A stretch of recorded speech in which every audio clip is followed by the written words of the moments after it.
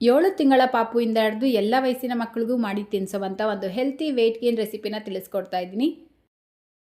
ಇದನ್ನು ಮಾಡೋದು ತುಂಬ ಸುಲಭ, ಮಕ್ಕಳಿಗಂತೂ ತುಂಬ ಇಷ್ಟ ಆಗುತ್ತೆ. ಸೊ ಬನ್ನಿ ಮಾಡೋದು ಯಾವ ರೀತಿ ಅಂತ ನೋಡೋಣ. ಮೊದಲು ನಾನಿಲ್ಲಿ 2 ಖರ್ಜೂರನ 15 ನಿಮಿಷ ಮುಂಚೆ ಬಿಸಿನೀರಲ್ಲಿ ನೆನೆಸಿಟ್ಟಿದ್ದೆ. ಬೀಜನ ತೆಗೆದುಬಿಟ್ಟು ನೆನೆಸಿಟ್ಕೊಳ್ಬೇಕು.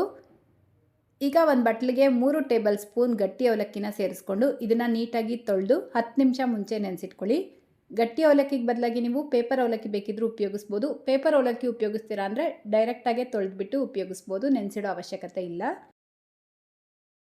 ನೆಕ್ಸ್ಟ್ ಈಗ ಒಂದು ಪಾತ್ರೆಯಲ್ಲಿ ನೀರು ಬಿಸಿ ಮಾಡಿಕೊಂಡು ಒಂದು ಚಿಕ್ಕ ಮೀಡಿಯಮ್ ಸೈಜ್ ಆಲೂಗಡ್ಡೆನ ಸಿಪ್ಪೆ ತೆಗೆದು ಕಟ್ ಮಾಡಿಬಿಟ್ಟು ಸೇರಿಸ್ಕೊಂಡಿದ್ದೀನಿ. ಇದನ್ನು ಒಂದು 10 ನಿಮಿಷ ಬೇಯಿಸ್ಕೊಳ್ಬೇಕು. ಆಲೂಗಡ್ಡೆಗೆ ಬದಲಾಗಿ ನೀವು ಸಿಹಿ ಗೆಣಸು ಬೇಕಿದ್ರೂ ಉಪಯೋಗಿಸ್ಬೋದು.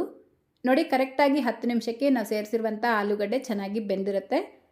ಈಗ ಇದನ್ನು ಸೈಡಿಗೆ ತೆಗೆದಿಟ್ಕೊಂಡು ಸ್ವಲ್ಪ ತಣ್ಣಗಾಗಿದ್ದ ನಂತರ ಈ ಬೇಯಿಸಿಟ್ಕೊಂಡಿರುವಂಥ ಆಲೂಗಡ್ಡೆನ ಬ್ಲೆಂಡರ್ ಜಾರ್ಗೆ ಸೇರಿಸ್ಬಿಟ್ಟು ಈಗ ನೆನೆಸಿಟ್ಕೊಂಡಿರುವಂಥ ಖರ್ಜೂರ ಮತ್ತು ಅವಲಕ್ಕಿನ ಸೇರಿಸ್ಕೊಳ್ಳಿ. ಅವಲಕ್ಕಿ ನೀರಿನ ಸಮೇತ ಸೇರಿಸ್ಬಿಟ್ಟು ಇದನ್ನು ನುಣ್ಣಗೆ ರುಬ್ಕೊಳ್ಬೇಕು.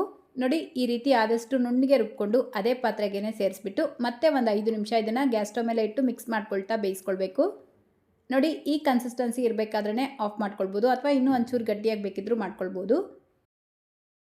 ಅಷ್ಟೇ, ಈಗ ಹೆಲ್ತಿ ವೆಯ್ಟ್ ಗೇನ್ ರೆಸಿಪಿ ಅನ್ನೋದು ರೆಡಿಯಾಗಿದೆ. ಇದನ್ನು ನೀವು ಮಕ್ಕಳಿಗೆ ಬೆಳಿಗ್ಗೆ, ರಾತ್ರಿ, ಮಧ್ಯಾಹ್ನ ಯಾವಾಗ ಬೇಕಾದರೂ ಮಾಡಿ ತಿನ್ನಿಸ್ಬೋದು. ವಾರದಲ್ಲಿ 3 ದಿನ ತಿನ್ನಿಸಿದ್ರೆ ಸಾಕು. ಇವತ್ತಿನ ರೆಸಿಪಿ ಇಷ್ಟ ಆಗಿದ್ರೆ ಲೈಕ್, ಶೇರ್, ಕಮೆಂಟ್ ಮಾಡೋದನ್ನು ಮರಿಬೇಡಿ. ಇದೇ ರೀತಿ ಮತ್ತೊಂದು ರೆಸಿಪಿಯೊಂದಿಗೆ ಸಿಗೋಣ. Thank you.